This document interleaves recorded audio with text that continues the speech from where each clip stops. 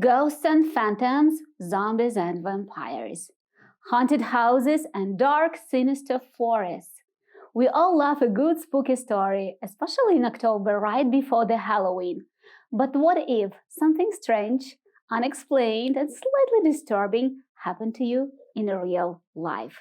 Hello everyone, my name is Tetyana Strelchenko. I'm America House Kyiv director, and here with me in our studio there are two guests, two friends from the US Embassy, Scott Whitmore and Charles Blake. Hello guys. Hello, nice to be here. We're really happy to have you here, and we gathered because all of us have some real-life experience of experiencing supernatural events, or your families, as I understood, right, had some of these experiences before. Quite a few, yeah. Quite a few. But before we start, I have a question to both of you. So answer my question. Do you believe in ghosts? I used to not think I did, and then something happened where I'll tell the story, but one of the stories, but I don't know if I do. The strange thing is I've never seen a ghost, but I've felt very strange in different places. I'll leave it at that. Sort of, yeah. Okay. What about you, Charles? My mind is open. I wouldn't say that I believe or I don't believe so much, but stories I hear from people make me think that they've seen things that I've never seen. Thank you. Actually, to support our talk with a little bit of statistics, according to Omnibus poll conducted in the US in December 2012, 45% of respondents of Americans answered they do believe in ghosts. Wow. 32 said no, they don't, and 23% of respondents answered not sure. I think like you, I thought 10% were going to say boo. Exactly. So let's start with telling our audience a few interesting stories that happened to you. I have mine. I probably will set the tone and tell you it right now. So my story is not necessarily about ghosts, but it happened to be when I was in the United States as an exchange student back in times. I was 19 and I was studying in Omaha, Nebraska. And I was very young. I loved literature and poetry, and I wrote a lot of poems. And like new places, new experiences inspire you. So I would come back every night to the dorm and write something new. And it was all very emotional, lovely, about nature and people I met.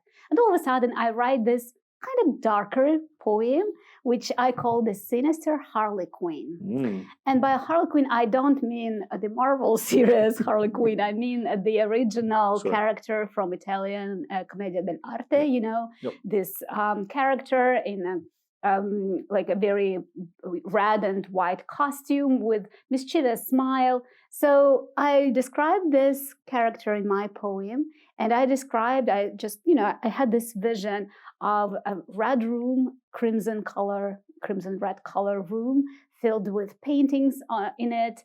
And that there is this Harley Quinn who looks at me, and I'm a bit scared of him, and he kind of asks me to go with him, and I don't want.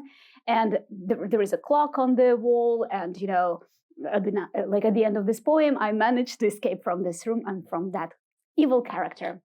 Okay, dark poem happened, okay. And then a few weeks later, a friend of mine decided to go for a walk with me, and we went to Omaha downtown, and we happened to find this little art gallery that was just there, the gallery of local artists. No. And I walk inside and I see a painting by a local artist, which is pretty huge, and it was made in those dark red crimson colors. Wow. And it depicted the image of a Harley Quinn who looked at the audience, from this painting in a very particular way. And there was a clock, and there were broken mirrors like in my poem. And there was an image of a girl with dark hair, the same type of hair I had. She was kind of like floating in the air in a night white gown. And the title of this painting was What She Was Dreaming About. Wow. And I was weird. That's weird. That's strange, Is it right? coincidence, or is it? It is. Channeling I don't some know. Evil, It's an unexplained mystery, right? Yeah. So there is no explanation. I remember I was just mesmerized by this vision, and this poem was never published. It was written actually in Russian, right? So this local American artist had no idea about my poetry. That is still strange. And I never saw his artworks before because he was not a very, like popular person in the world, like in Ukraine. But maybe the spirit had descended on the town and infected both you and the artist. Right, you never know. And I think maybe there is this collective unconscious thing where artists just get their inspiration in the same type of that's a lot of it's still very similar. It's I think you had an experience with a ghost. Okay, here we go. So according to Scott, I had an experience with ghosts. So this is the strangest story that happened to me, and maybe you want to share your stories. I don't know. I'll go first because I don't think mine. I have two, but I'll do the one that I think is a little more personal, if that's okay. And of course. I never saw this, although I did feel again uncomfortable. So the story is from the '80s, early '80s. My brother lived in this. He's older than me, much older, and he lived in this like an old barn, and it was like really crickety, creakety. Exactly what you would think would be kind of a spooky place. It was already spooky, but apparently. My one brother slept there one night and he woke up and he told my brother in the morning, he said, I saw a strange thing in the morning. It was, last night. There was this old guy in a raincoat and he was talking to me at the end of the bed. Okay. And my brother's like, he just thought, well, you've probably been drinking too much or something like that. So then he didn't think anything about it. But then a week later, my sister stayed over. They never talked. Mm-hmm. She woke up the morning and she goes, to my other brother, said, did you ever see, I had the weirdest thing happen last night. There was this ghost came out of the closet dressed, same exact story. They explained the same exact thing and they had never talked to each other. Now it could have been an elaborate hoax and I probably would put it up to that, but the caveat or the coda to the story, there was a 6-year-old nephew related to my brother's wife. And he was playing in the room all alone. And one suddenly came running out of the room saying, someone's throwing toys at me. There's this man throwing toys at me. So even 6 years old. Yes, so, 6-year-old. I mean, same exact description, a person in a raincoat with the yellow and the hat and the whole thing. And it was pretty freaky. I mean, I've never seen it. I didn't see it myself, but I never went into that room. The strange thing was after hearing all that, I myself, without knowing all the stories, I never went in that room, even before so it kind of always felt like weird, so. Did you guys try to investigate to find out what was the No, I think we just lived with the ghost, he didn't seem to bother too many people. He wasn't like he just was like curious, I think. So. Friendly coexistence. A friendly ghost, yeah. His name was Casper. Casper, in a raincoat. That's right. That's actually pretty It's a little strange. Yeah. But I think you got a better one. Oh, no. Well, you said you were going to tell both. Well, okay, all right. Well, so the other one is actually from, I'm not sure if I'm allowed to tell this, it's not classified information, but it involves one of our consulate. We want to know everything. Not a consulate, but where the consulate general lives. So I served in Halifax, Canada.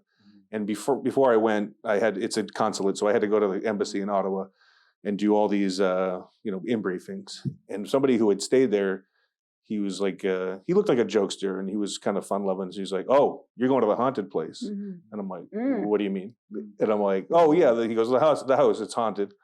And I'm like, "Wait, get out of here! What are you talking about?" He's like, "Oh yeah, well, I mean, the weirdest thing. This guy saying, I'm sitting in the room." And like all of a sudden the hairs on the back of my neck go up and the lights start to flicker. And I'm like, you're making this up. So I go to the house, I move in because I have to stay there. I wasn't the consul general, but I had to live there for the first month. And I'm freaking out because I don't I'm not afraid of ghosts, but I'm afraid of ghosts. And so I walk into the house and it's this old, it looked like a funeral home. I don't know if you know what a funeral home looks like, but the decor is very thick carpets, everything you'd expect like out of a Munsters or an Addams Family, like really thick, old, and it smells old. Dark and colors. the carpet is thick and dark, and I'm freaking out. Like I'm afraid to go downstairs for a glass of water at night. My wife's looking at me like, you're the biggest wimp in the world. and I'm like, yes, that's true. But so I'm freaking out.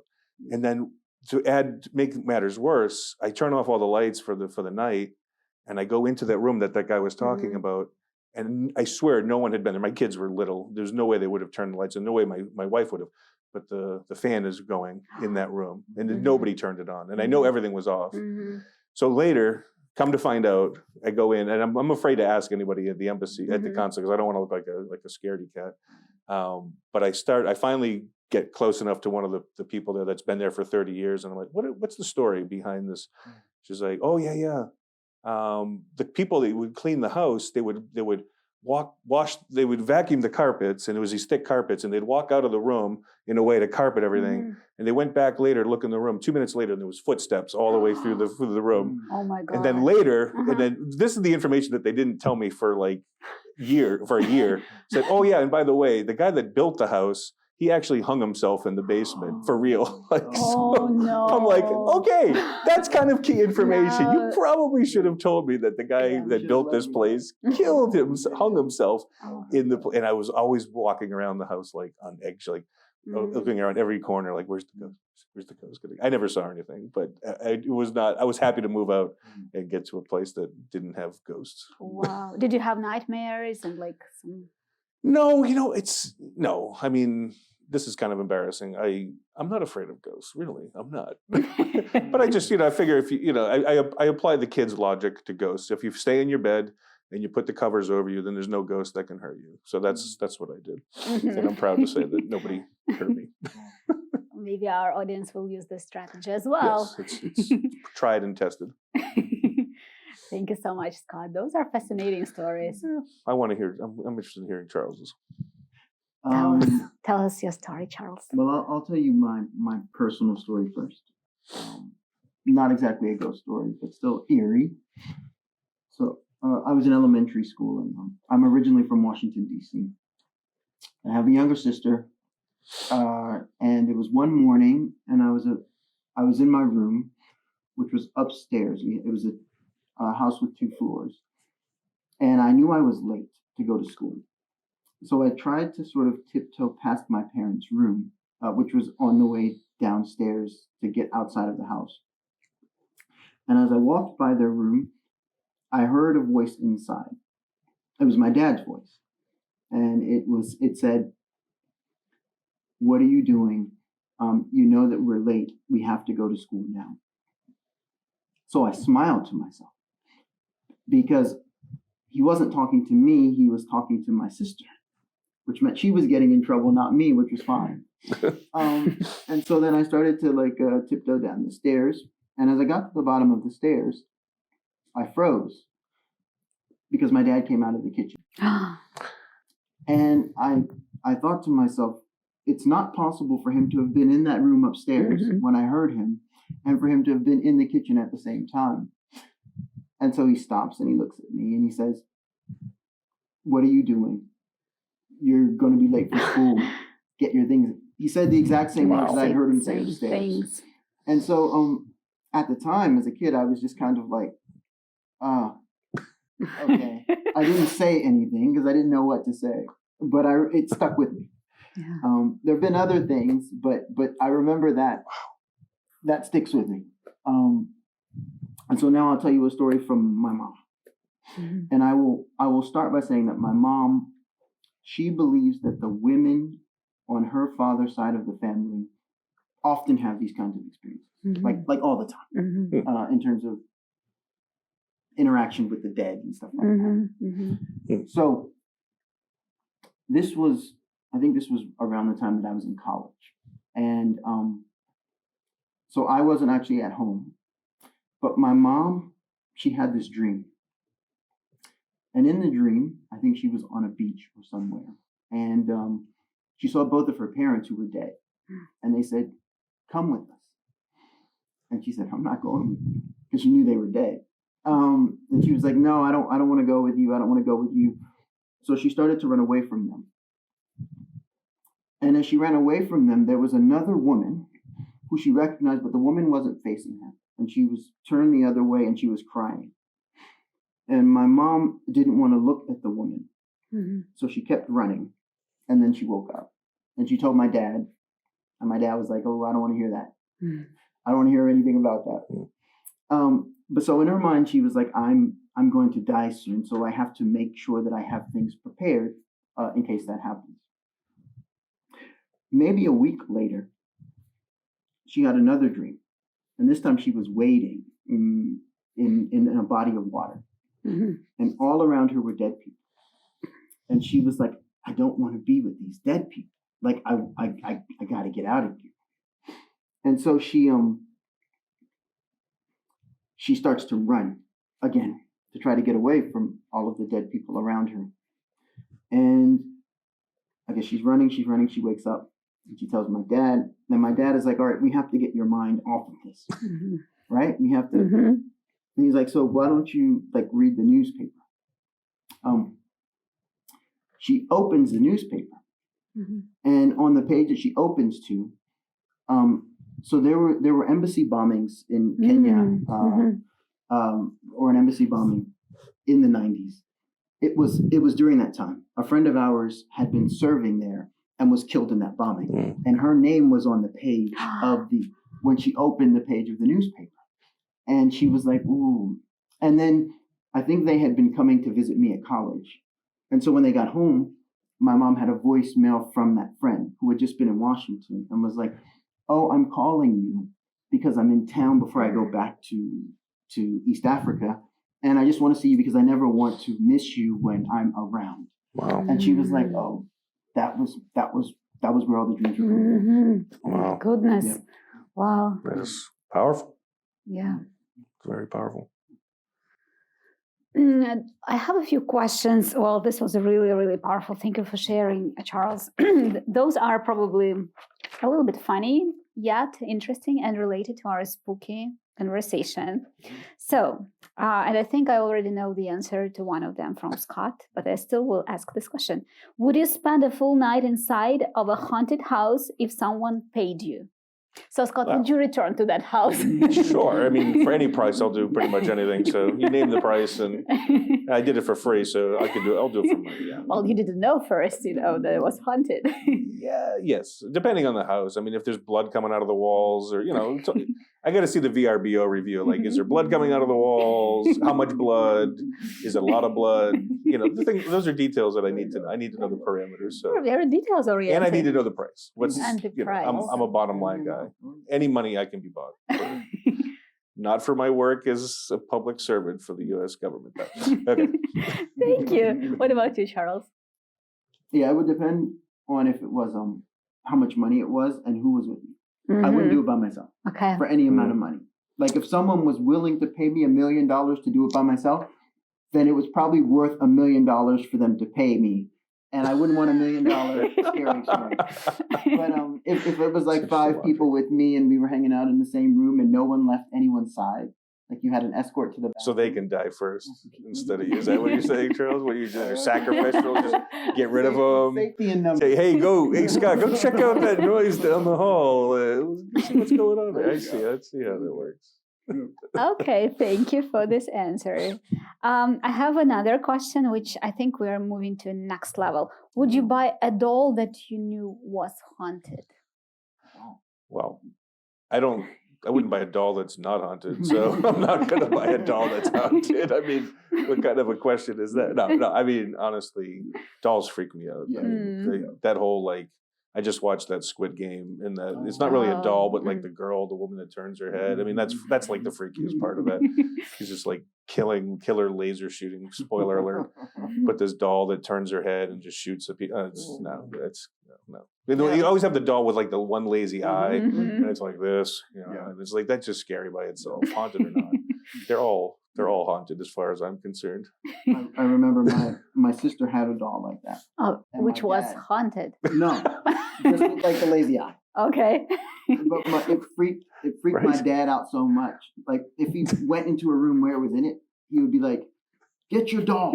Like so, she had to go get her doll out of the room before he would go in it. It just freaked him out. And I was like, "Yeah, no, I wouldn't buy a haunted doll." I wonder what is it though with dolls and clowns? Why do they scare people so much? I don't know. I think personally because they're so inhuman. Like they look human, but they act in such a weird way. Like I don't know. I've always been afraid of clowns, and it might have something to do with the fact that a clown killed my father. No, that's just a bad joke. That's a joke from Jack Handy. Sorry, I couldn't resist. Stories on the way, but no, all good. Okay, there was this question I found in the internet that maybe you will explain to me and our audience what it means. Have you ever said Bloody Mary in front of a mirror? What is the superstition even about? I've done it. Have you? Okay, and you're survivors of this? You're supposed to do. I think it's not just Bloody Mary. You're supposed to say it like 3 times, and you have to do like the lights off, Yep. and then you turn the lights on, Yep. and then if you don't see like something, then you're good. I don't know, something. You're supposed to see something in the mirror. So it's like an entertainment for kids, Right? Kids do it. Yeah, this is pre-internet when there was nothing to keep your little kids or busy with life. You just go run in the bathroom and start saying Bloody Mary, turn off the lights, and let mom and dad watch TV in peace and quiet. So in our country we have this another children's superstition about a spade queen. The one that you need to go under blanket or under table and put blanket on you and just with this card of a spade queen and 3 times you ask her to come, and then of course she arrives, and then you have problems. So why would you even Then what happens? But well, it's like we have the Ouija board. I don't know if you know this game. This is a popular game in America where this is like a rite of passage. Like when you're like 11, 12, you go up into a sleepover with friends, you go up into a room and it's dark. And you bring out the Ouija, the Ouija board. Okay, you have the same thing. Yeah, and then everybody, this piece starts moving, and it goes to will I see it? Yeah, and there's always some joker in the room that's like pushing it towards, and I'm going to kill Steve. It's like, and so by the end of it, you're believing everything. Like you're summoning the dead, and before you know it, like the apocalypse is upon you. Probably then Steve goes to therapy till the end of his life. Yeah, Steve is a mess. After this, Steve never was the same after that. I can only imagine. He went into the mental hospital. That's a whole other story. One more question to both of you. And I think we already discussed it before the recording, but maybe our audience wants to know the answers. Which horror movie scared you for life? For me, The Shining is right up there because it's so real, and it's like a guy that it's believable, like to some extreme, except for the blood pouring out of the elevator. Oh, spoiler alert!